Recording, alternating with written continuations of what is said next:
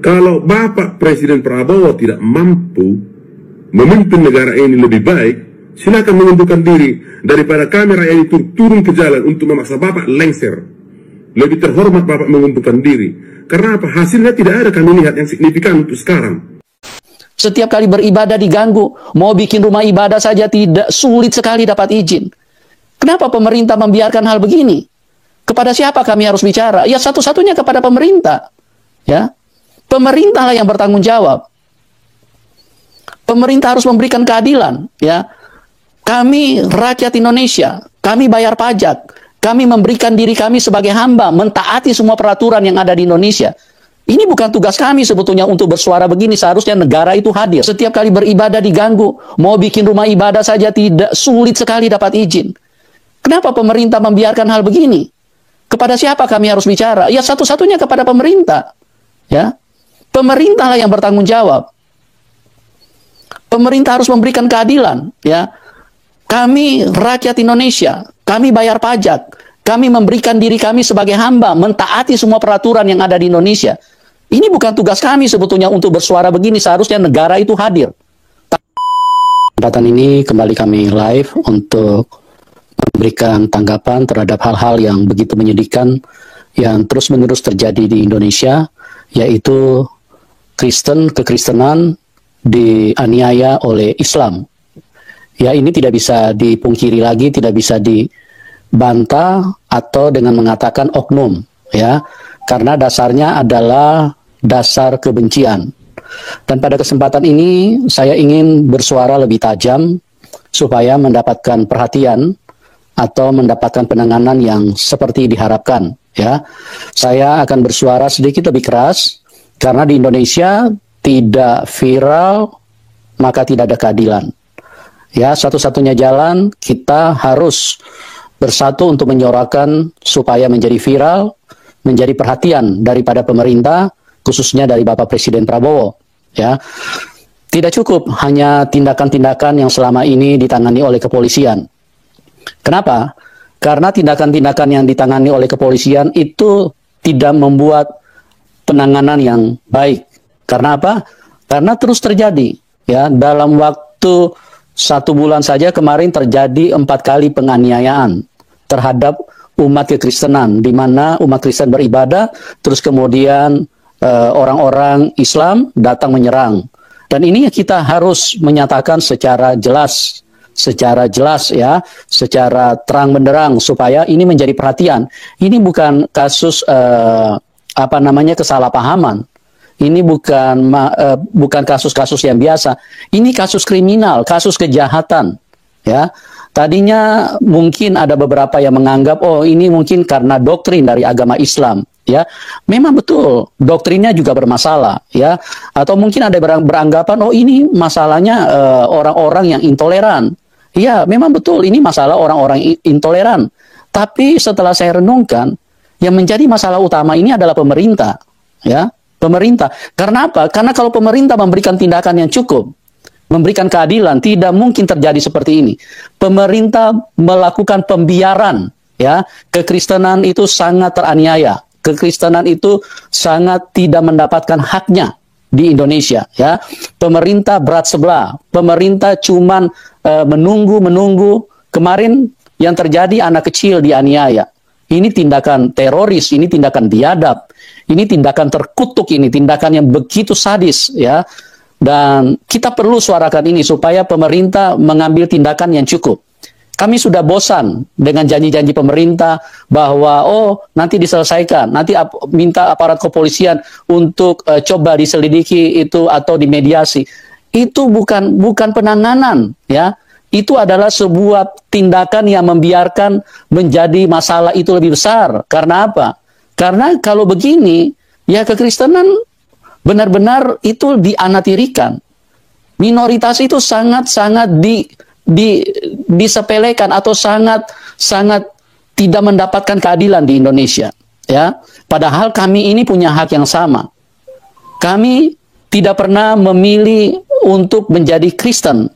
Tapi itu adalah sebuah keyakinan yang muncul seiring berjalan waktu, dan negara menjamin ini.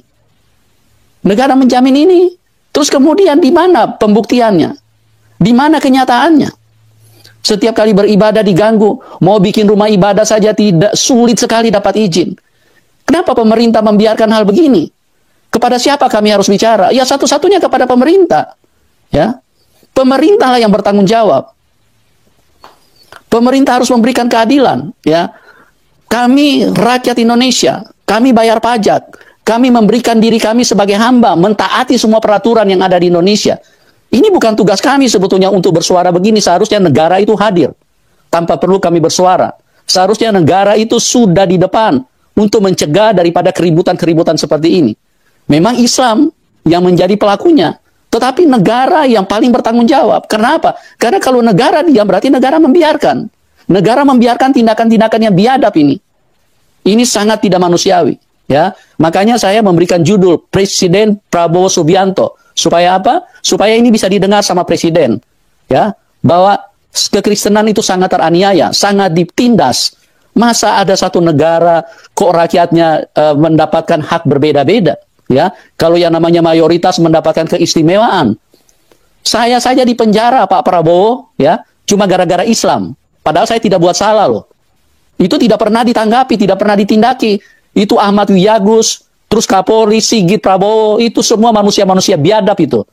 Manusia-manusia yang sangat melanggar hukum. Orang yang tidak bersalah kok malah mereka penjarakan. Padahal yang buat video itu adalah channel Bumi Islam. Kenapa Yusuf Manupulu yang ditangkap? Gitu. Karena apa? Karena pemerintah membiarkan kok. Ini tidak bisa ditutupi. Ini bukan hal yang baru terjadi 1-2 kali. Berapa banyak hamba Tuhan yang ditangkap? Muhammad Kaceh, Saifuddin Ibrahim, ya, mulai dari Yusuf Roni dulu, Gracia Pelo, dan begitu banyak lagi yang lain. Anak Batak dipenjara semua. Cuma gara-gara apa? Gara-gara kebencian yang diajarkan oleh Islam. Nah, bagaimana tanggapan pemerintah seperti ini? Apakah pemerintah akan membiarkan terus-menerus terjadi seperti ini? Apakah pemerintah akan membiarkan terus-menerus? Ini satu rongrongan loh buat bangsa Indonesia. Kenapa?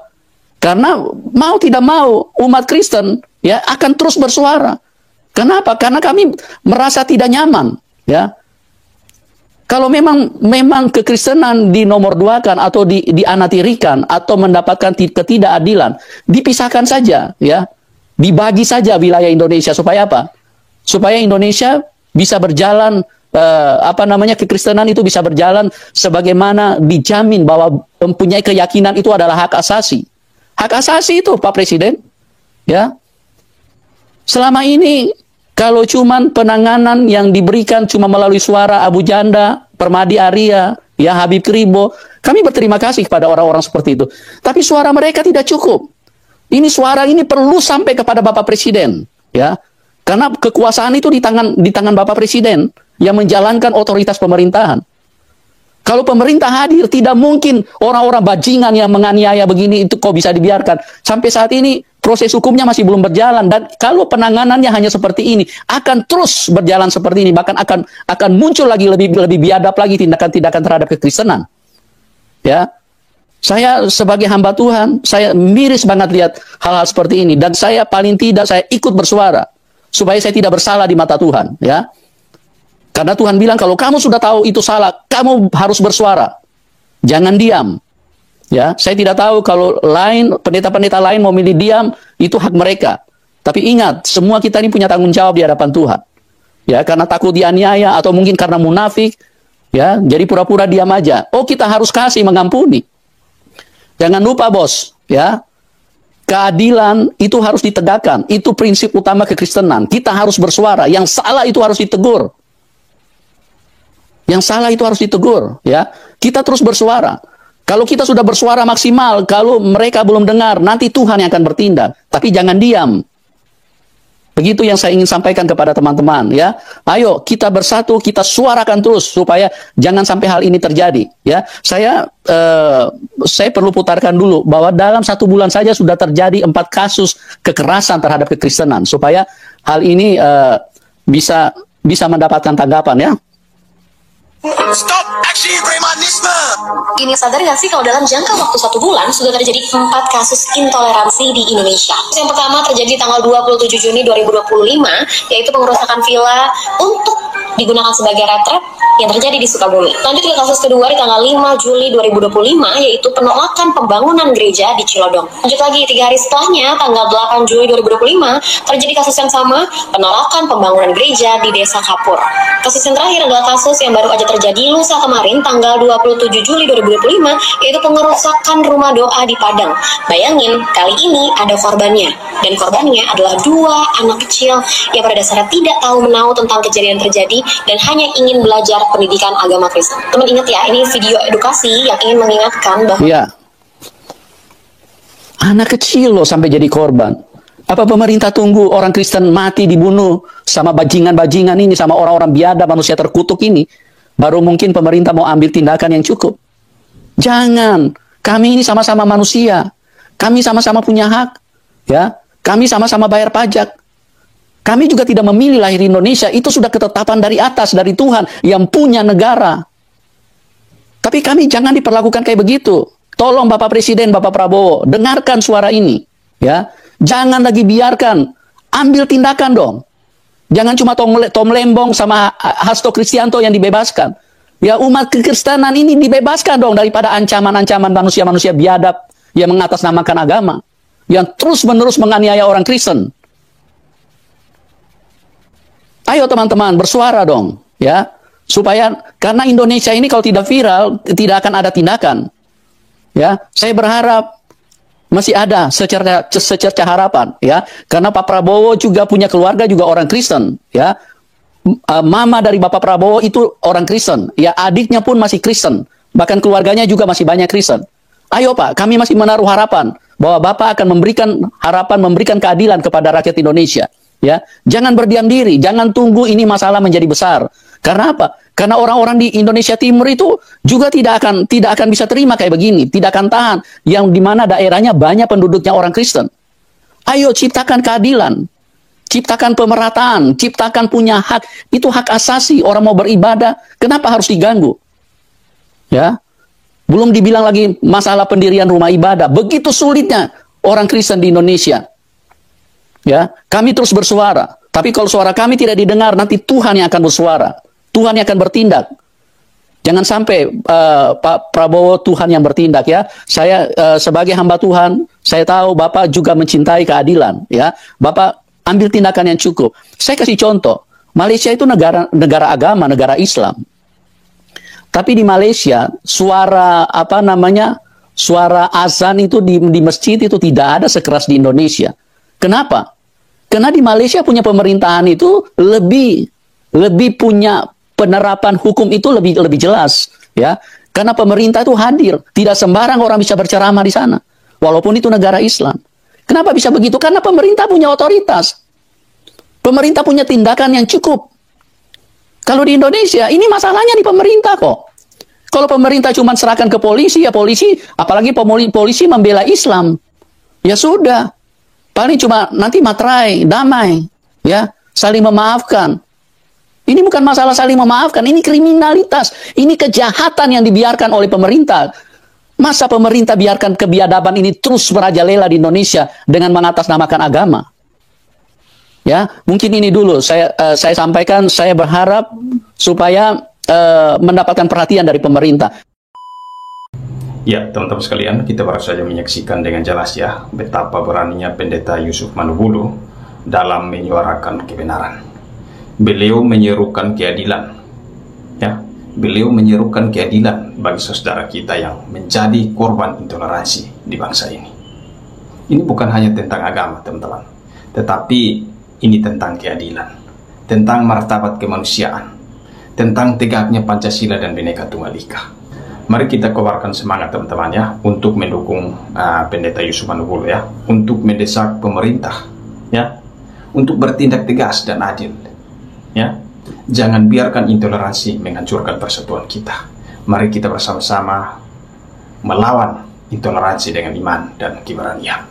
Mari teman-teman kita sebarkan video ini sebanyak-banyaknya sebagai api semangat untuk memperjuangkan keadilan dan persatuan di negeri ini. Namun teman-teman, di tengah perjuangan ini, mari kita sebagai umat Kristen, kita tetap tenang dan senantiasa mendoakan pemerintah ya. Kita mendoakan Presiden Prabowo, Menteri Agama dan seluruh pemerintah kita ya, agar segera menyelesaikan masalah ini dengan adil dan bijaksana ya. Semoga Tuhan menuntun langkah mereka dalam menegakkan kebenaran dan keadilan bagi semua warga negara. Tuhan Yesus memberkati.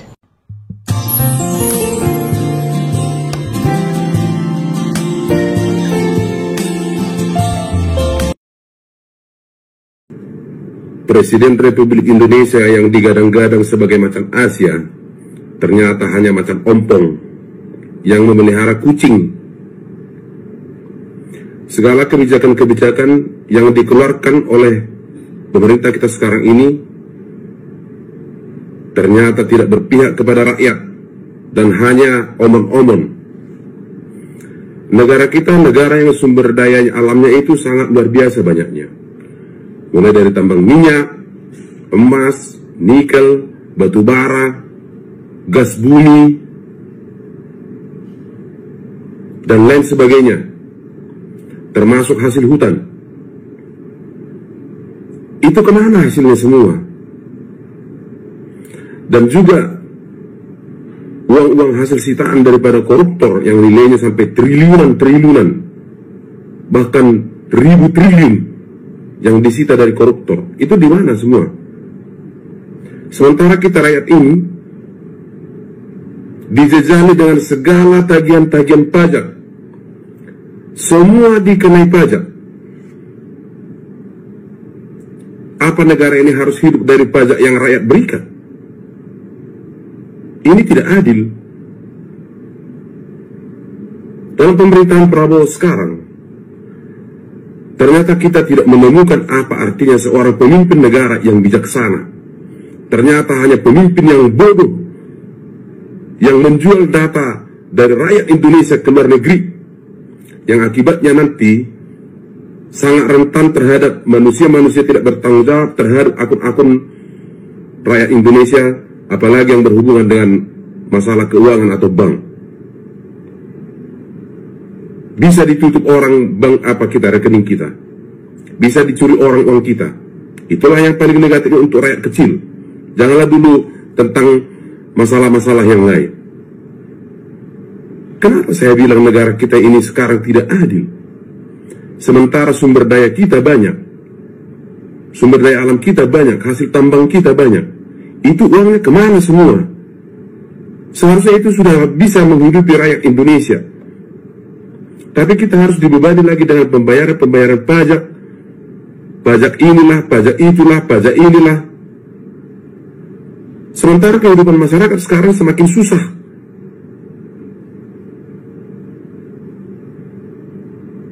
Dalam Undang-Undang Dasar 1945 pasal 33, ya, bahwa bumi, air, dan kekayaan alam dikelola oleh negara dan digunakan untuk kemakmuran seluruh rakyat.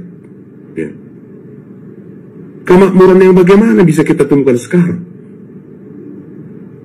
Ekonomi tidak berjalan dengan baik. Negara kita ini sekarang tidak baik-baik saja. Negara yang baik-baik saja itu adalah ketika masyarakatnya, rakyatnya itu sejahtera. Kita tidak boleh melihat segelintir orang yang kaya raya yang hidup di kota sana. Segelintir orang tersebut bukan melambangkan atau mencerminkan kehidupan bangsa ini yang bagaimana sekarang sedang morak-marik rakyatnya. Saya bingung dengan kebijakan-kebijakan seorang presiden yang katanya jenderal macan Asia, ternyata hanya kucing ompong. Seperti apa peliharaannya itu? Bacot semua, bacot. Padahal demokrasi ekonomi itu harus, ya, ekonomi yang berkerakyatan, yang tujuan akhirnya adalah demi kesejahteraan rakyat. Tetapi apa yang kita lihat sekarang?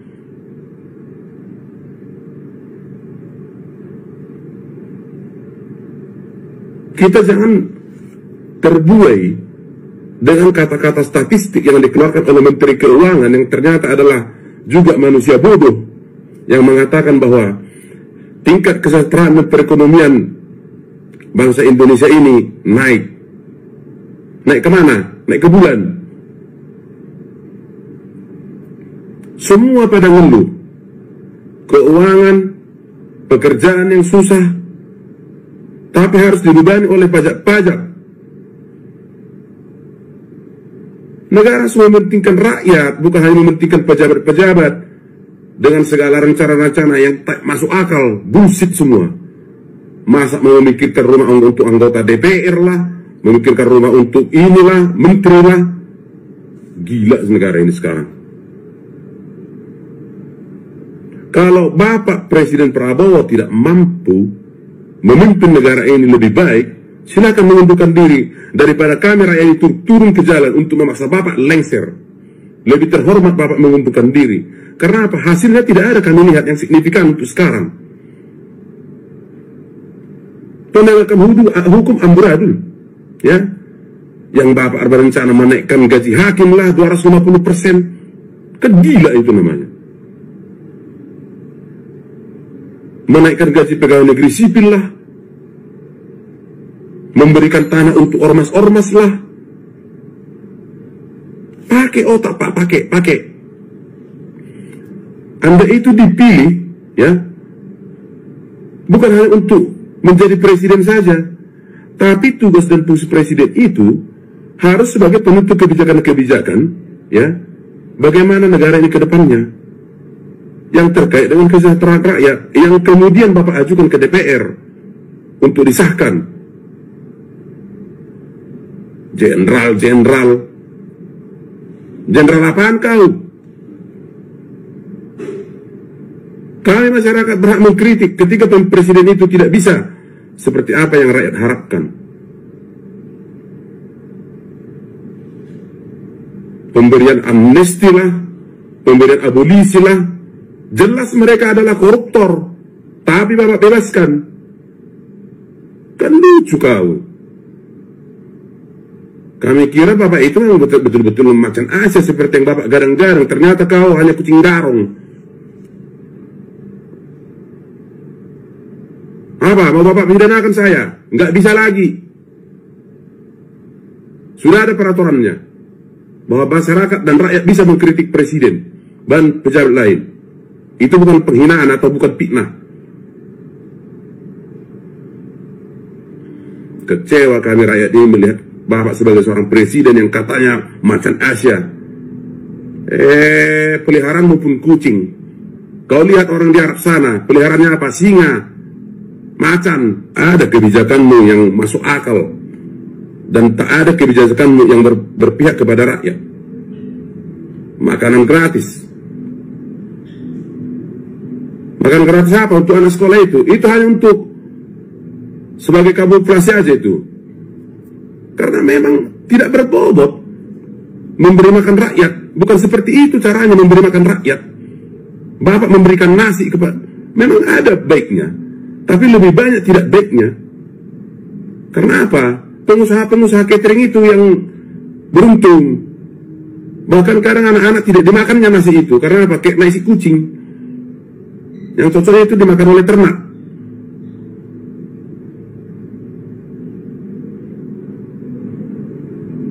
Penasihat presiden ini bagaimana sih? Makin mundur Pak kita ke belakang ini, makin mundur. Baru kali ini saya kepikiran untuk selama 2 periode Bapak Prabowo menjadi calon presiden, ya, tidak saya pilih. Terbukti sekarang kinerja Bapak itu bagaimana ketika sudah terpilih. Ternyata Bapak nonsen, omong kosong semua, omon-omon.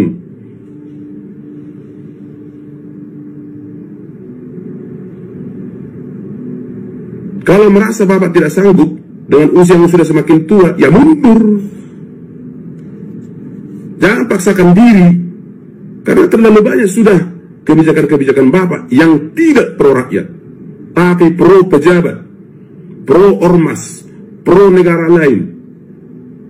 Selain ketololan dengan menjual data ke Amerika Serikat, yang lebih tolol dan lebih absurd lagi adalah kebijakan PPATK berhak memblokir rekening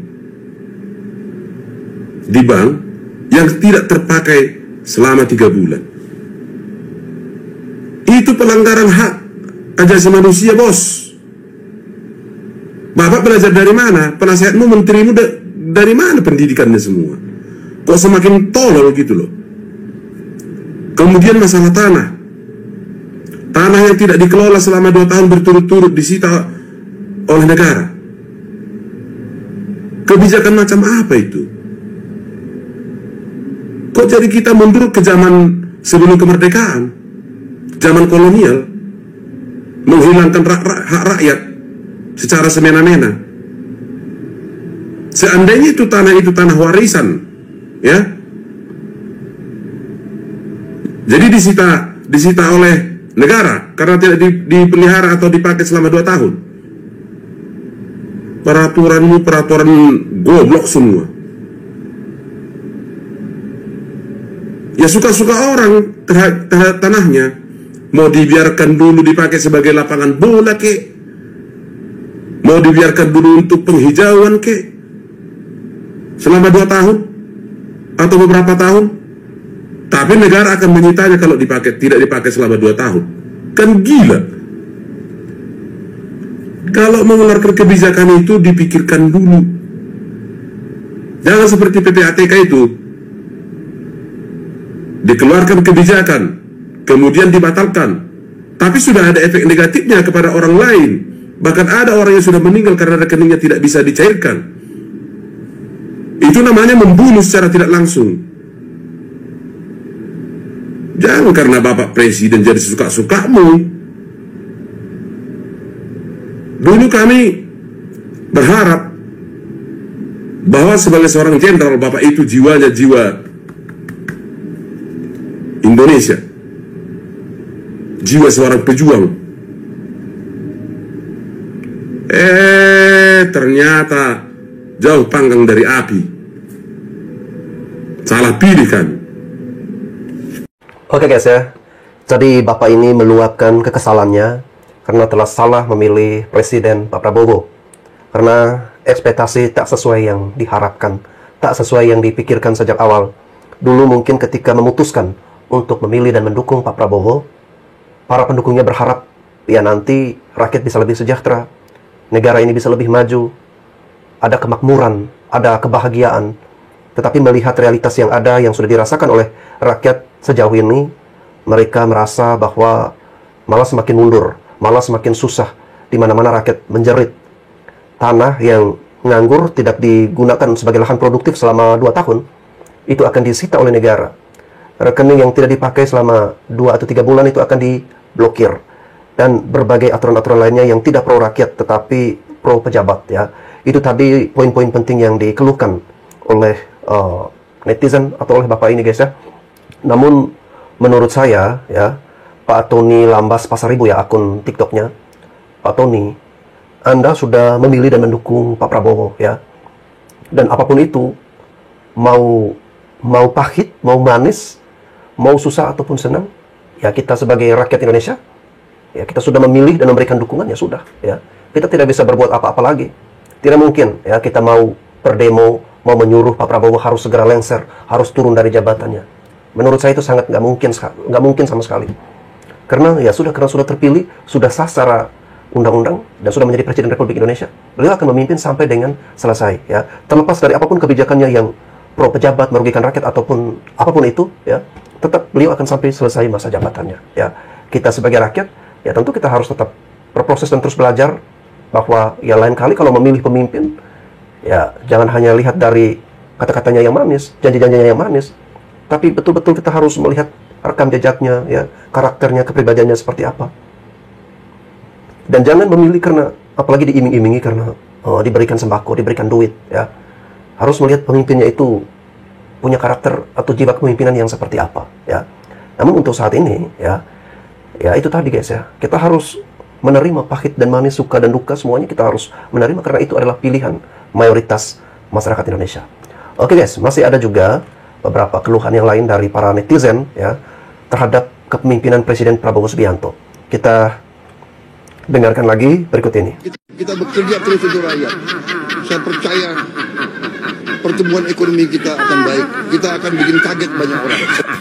Untuk Pak Presiden Prabowo Subianto yang terhormat, sebagai masyarakat yang pernah memberikan suara di bilik suara kepada Anda di 2024 karena Pak Jokowi dan Gibran, ya, saya menyarankan untuk Anda untuk mengurangi terlalu banyak omon-omon. Anda terlalu banyak ngebacot, ya. Anda harus paham, ya. Ada kutipan yang mengatakan, dalam hal terlalu banyak bicara, maka akan terjadi juga di sana banyak kesalahan. Akan terjadi slip of the tongue, ya, keselip lidah. Dan itu sudah berkali-kali Anda alami, tapi Anda nggak tahu sadar apa tidak, ya. Yang terbaru adalah Anda yang mengatakan, saya akan mengejar koruptor-koruptor itu sampai ke Antartika, sampai ke gurun, sampai ke Gua Cina, atau kemana lagi, ya. Jangankan Anda mengejar, yang sudah tertangkap aja Anda lepaskan. Jadi di mana itu, omon-omon Anda, ya, terlepas dari banyak perdebatan di sana, tapi nyatanya seperti Prof. Mahfud pernah mengatakan bahwa memang no debat, tidak ada perdebatan, itu sudah melanggar si Tom Lembong itu. Dan si Hasto itu jelas-jelas, ya, dengan saksi-saksi dalam pengadilan, dia benar-benar memang membuat, ya, mengarahkan orang untuk mundur gitu loh, untuk digantikan si Harun Masiku. Nah, tapi di mana? Dan Anda harus tahu, Jaksa Agung Pak Burhanuddin mengatakan bahwa mereka tidak sekonyong-konyong menetapkan orang untuk jadi tersangka. Itu sudah melalui, ya, penelitian, sudah melalui pencarian alat bukti dan lain sebagainya, kerja keras mereka. Tapi seenaknya Anda, ya, menginjak-injak kedaulatan hukum di negara ini dengan hak pribadi Anda, ya, keputusan hakim, kerja keras jaksa, Anda sia-siakan semua, ya. Entah apa yang sedang Anda rencanakan dengan Megawati, ya. Saya tahu Megawati itu adalah track recordnya menjual aset-aset negara seperti tanker, Indosat, atau jangan-jangan Anda sedang merencanakan sesuatu yang butuh bargaining dengan PD Perjuangan untuk menjual aset negara ini yang sudah diusahakan oleh Pak Jokowi bertahun-tahun, ya. Layak kami sebagai masyarakat curiga ada udang di balik batu Anda, ya. Jadi saran saya kepada Prabowo Subianto, Anda jangan terlalu banyak ngebacot, ya. Anda terlihat seperti badut saat ini, ya. Kata-kata Anda lawan sendiri. Kami akan bikin kaget, ya. Memang kami kaget, tapi kaget dengan keputusan bodoh Anda. Dukung kepingin Prabowo jadi presiden, tak taruh nih nyawa. Terjun kowe klopo, bakar muntung wae, mending ra dadi, motorku mending tak bakar, ben. Mending ora dadi wae, motorku tak bakar, aku terjun kowe klopo. Giliran didukung wis dadi gur kaya ngene. Makan siang gratis. Rakyat miskin yang belum punya rumah mau dibikinin rumah waktu kampanye itu, gak taunya sekarang omon-omon. Prabowo, saya minta Anda untuk turun, ya, turun ke lapangan, melihat rakyat Anda seperti apa kondisinya. Karena saat Anda pidato, ya, selalu menyatakan ekonomi Indonesia baik-baik saja, rakyat baik-baik saja, ekonomi kita stabil.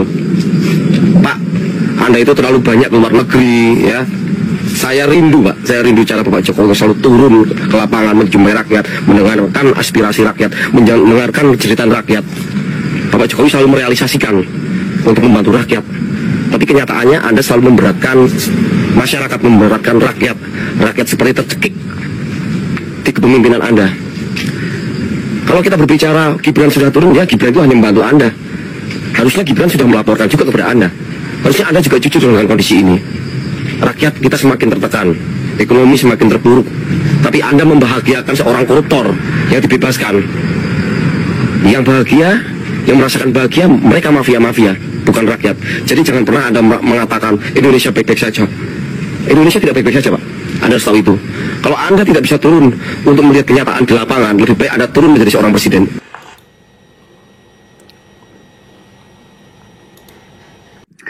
Halo guys, ternyata Prabowo sama juga kayak Anies, kacang lupa kulitnya, manusia yang nggak tahu diri, nggak balas budi. Rakyat memilih dia, menghendaki dia untuk memberantas koruptor. Janjinya iya, tapi kenyataannya orang kayak gini nggak bakal bertahan lama juga guys. Ya, rakyat ditipu mentah-mentah. Boro-boro mau ngejar koruptor, di sini aja koruptor diampunin. Kan goblok gitu, bener. Kita ini omongan tuh yang dipegang. Manusia itu omongan yang dipegang, apalagi udah jadi jenderal ya kan. Jangan-jangan cuma jenderal bakicot aja dia tuh. Gak jelas. Ya banyak rakyat yang kecewa lah. Hampir seluruh rakyat Indonesia kecewa. Karena kita tuh memerangi koruptor. Merdeka. Kita sudah masuk 17 Agustus. Beberapa hari lagi kita merayakan ulang tahun ke-80 untuk Republik yang kita cintai ini. Tapi ini sedang viral, lagu yang menyambutnya kok rada sengak di kuping gitu. Indonesia, tanah air siapa, rakyatnya kok sengsara semua. Penggalan itu saya ambil karena itu sedang viral sekarang. Jadi Pak Prabowo ini, kita rakyat di bawah ini sedang resah-resahnya melingkar, melihat, mengikuti sepak terjang Bapak beberapa hari terakhir ini, khususnya sejak Bapak memberi abolisi dan amnesti terhadap Tom Lembong dan Hasto. Kalau Tom Lembong kita tidak usah terlalu memikirkan karena di sana memang ada rada abu-abu, itu urusan lain. Tapi kalau Hasto itu jelas-jelas Bapak mengambil resiko yang begitu dalam karena itu sebenarnya lebih syarat kepada kepentingan politik. Seperti apa yang dikatakan Novel Baswedan bahwa itu sebenarnya menjerumuskan apa yang dibicarakan sendiri oleh Pak Prabowo tentang pemberantasan korupsi. Sementara yang dikasih amnesti itu adalah orang yang tersangkut penyuapan dan berkategori koruptor karena sudah diputuskan 3,5 tahun oleh pengadilan. Jadi belum sempat kencingnya kering di WC penjara, orangnya sudah dikasih amnesti gitu. Nah ini terlalu beresiko kalau menurut kawan-kawan karena tadi saya waktu masang bendera 17-an juga duduk dengan profesor hukum, kebetulan beliau tetangga saya.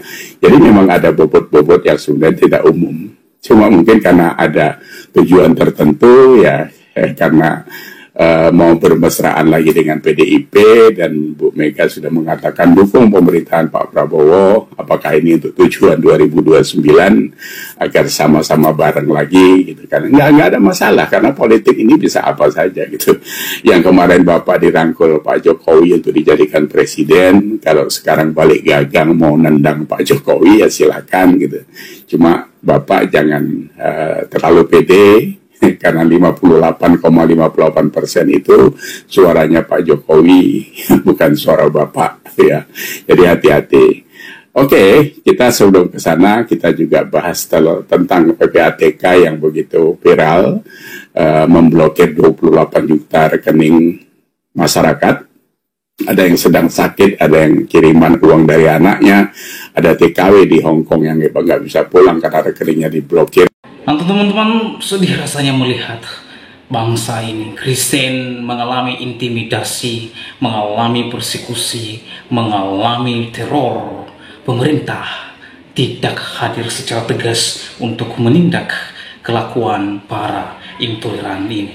Wow, ini sungguh sangat menyedihkan dan miris sekali terjadi di bangsa ini. Presiden kita yang kita deng-dengkan adalah orang yang paling tegas, orang yang paling diandalkan di dalam mengatasi para kelakuan intoleransi di bangsa ini. Tetapi saya melihat semakin kesini semakin abstrak Bapak Presiden ini. Dulu waktu kampanye, ia pernah mengatakan, saya kejar para koruptor sampai ke akar-akarnya, bahkan sampai ke Laut Antartika, ya. Nah, tiba-tiba saudara, tiba-tiba Pak Presiden kita ini, ia sangat berbelas hati, berbelas kasihan kepada dua orang yang diduga korupsi. Ada apa dengan Bapak Presiden? Ada apa dengan Pak Prabowo yang pada kampanyenya dulu ia mengatakan saat pelantikan Presiden, bahkan ia berpidato, berkobar-kobar, bersihkan dirimu, bersihkan semua dirimu dari semua korupsi supaya kamu bersih. Kita bekerja untuk rakyat, demi rakyat, dan bagi rakyat. Kita dipilih untuk rakyat, kita wakil rakyat. Kita, wow, ini luar biasa pidatonya, mengguncang dunia, saudara. Tetapi apa yang sekarang kita lihat? Dia membebaskan para orang-orang yang diduga bermasalah. Ada apa dengan Bapak Presiden?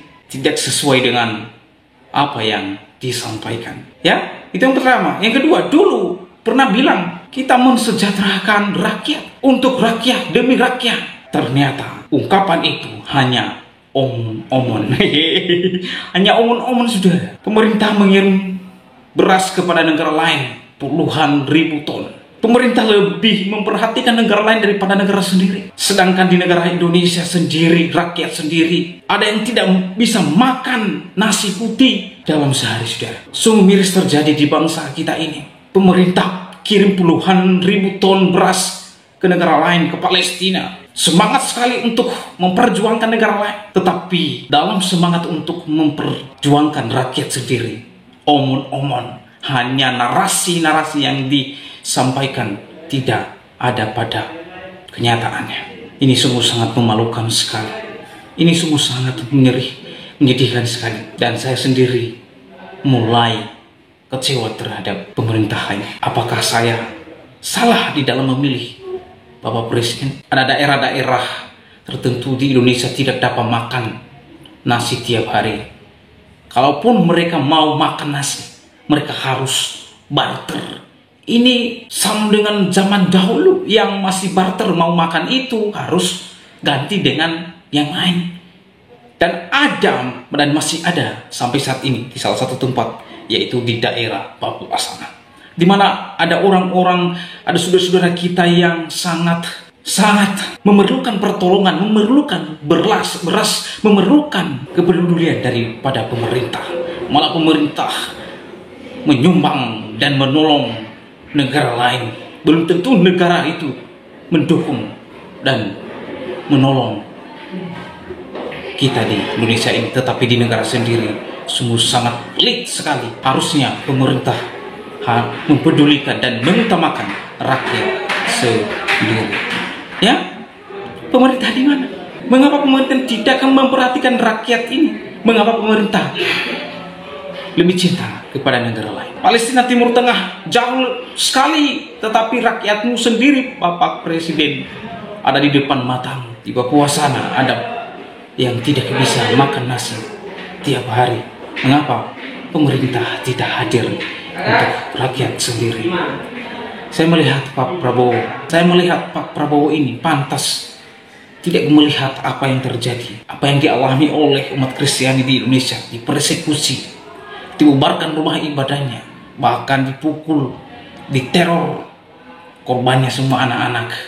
Tapi Pak Presiden tidak buka suara, tidak melihat, tidak turun tangan. Saya melihat Wapres datang ke Padang Sarai, Kota Padang, terkait dengan pengrusakan rumah ibadah di sana. Kedatangan Wapres hanya menghibur dan memberikan dukungan moral, tetapi saya tidak melihat satu pernyataan Wapres di dalam ketegasan untuk menindak secara tegas para oknum pelaku intoleran di sana. Sudah saatnya pemerintah keluar daripada kandangnya. Sudah saatnya pemerintah datang melihat apa yang dialami dan melakukan satu perubahan.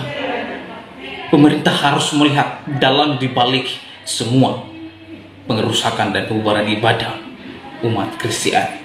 Pemerintah harus melihat dasar dan apa penyebabnya. Pemerintah harus sadar bahwa penyebabnya adalah karena SKB 2 Menteri. Pemerintah harus mencabut SKB 2 Menteri. Pemerintah harus membuat regulasi baru terkait dengan SKB 2 Menteri, supaya masyarakat antar umat beragama ini tenang, damai, dan sejahtera. Oleh sebab itu, kami berharap kepada Presiden Prabowo dan Bapak Kementerian Agama Republik Indonesia untuk mengambil langkah di dalam mencabut SKB 2 Menteri, supaya orang-orang tersebut tidak bersembunyi di balik SKB 2 Menteri untuk melakukan aksinya dalam membubarkan, menolak, dan merusak rumah ibadah umat Kristiani.